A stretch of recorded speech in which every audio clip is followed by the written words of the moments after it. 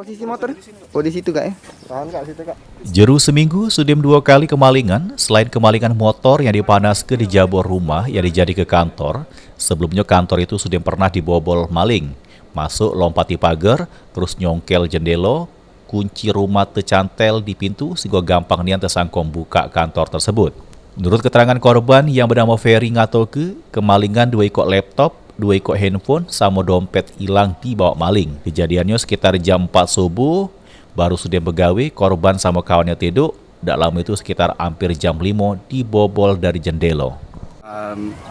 Selasa kemarin kami kehilangan aset laptop 2, HP 2, dompet sih kok. Itu dalam kurang waktu berapa lama kak?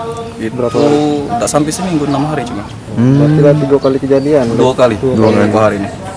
Itu kronologi mana kak pacik bilang itu? Nah kalau yang pertama itu kita habis proses gawe kak, proses paket jam 4 tuh selesai. Aku tidur duluan.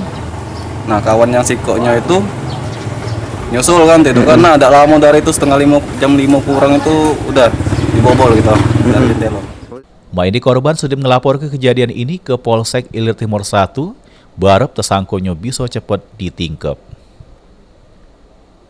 Mulyadi, PAL TV.